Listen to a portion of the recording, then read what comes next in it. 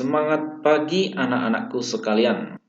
Pembelajaran kali ini adalah tentang jenis dan karakteristik kerajinan bahan keras. Tujuan pembelajaran kita adalah dengan menyaksikan video ini, peserta didik memahami jenis bahan keras. Tujuan yang kedua adalah dengan menyaksikan video ini, peserta didik memahami karakteristik bahan keras. Jenis bahan keras. Jenis bahan keras itu ada dua, yaitu bahan keras alam dan bahan keras buatan. Bahan keras alam tentunya bahannya ada di alam sekitar kita. Bisa di hutan, di pantai, dalam bumi, perairan. Jadi semuanya sudah tersedia di alam. Bahan keras buatan adalah bahan-bahan tertentu yang diolah dan dicampur sehingga menjadi keras dan memiliki sifat kuat dan tahan lama. Biasanya ini adalah buatan pabrik.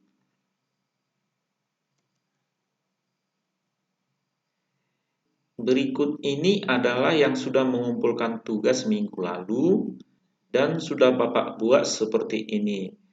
Nah, coba anak-anakku sekalian tentukan yang mana bahan keras alam dan yang mana bahan keras buatan. Silakan nanti anak-anakku buat di dalam catatan masing-masing.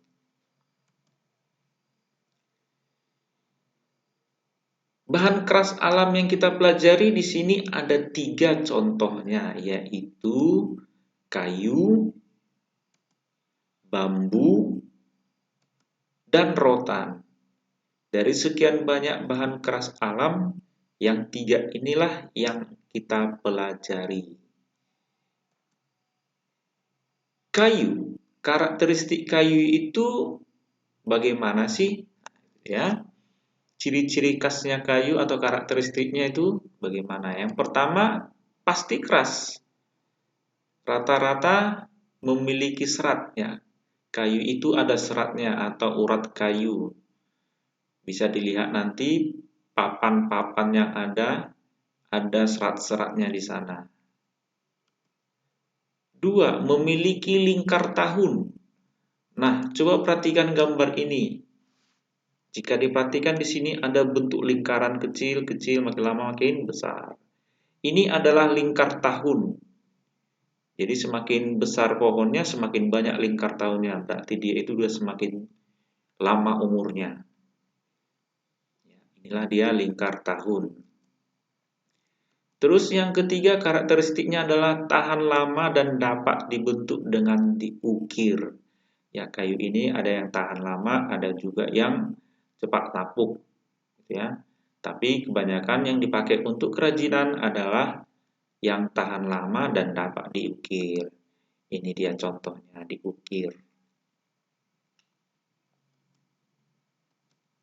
Yang keempat, dapat memuai karena perubahan suhu. Ya, kalau kayunya sering kena matahari, mungkin dia akan menjadi memuai atau memanjang gitu.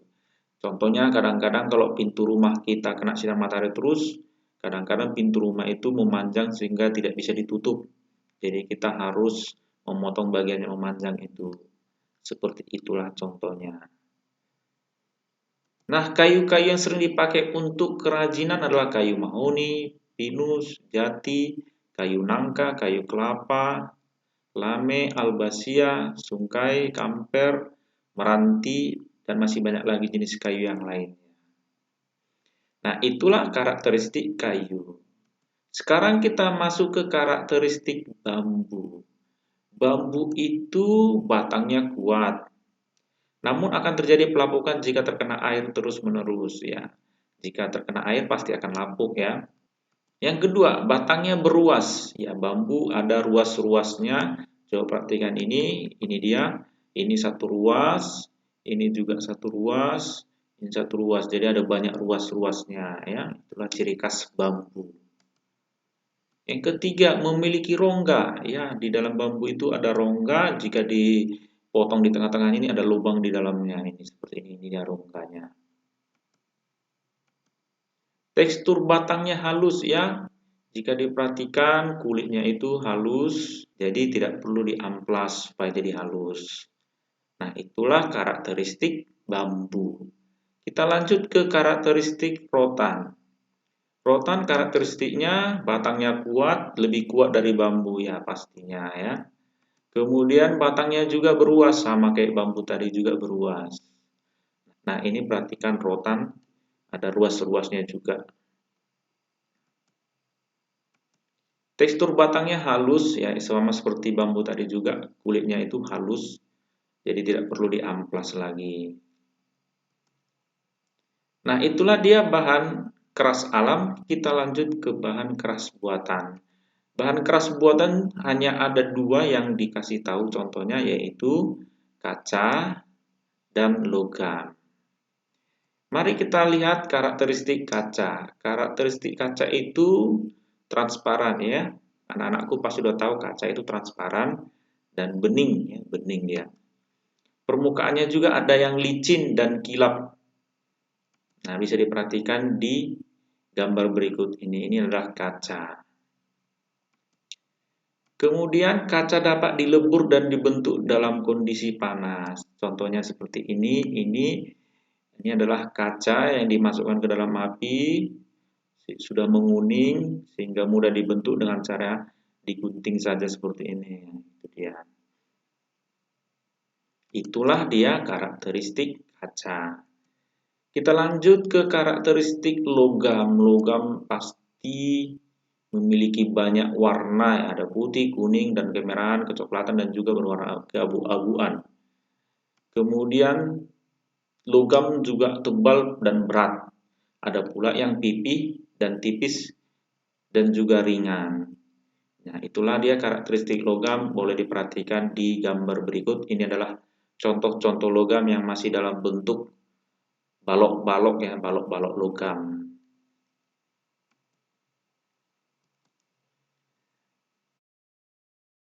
Demikianlah pembelajaran kita hari ini, cukup sekian dan terima kasih. Sampai jumpa di pembelajaran berikutnya.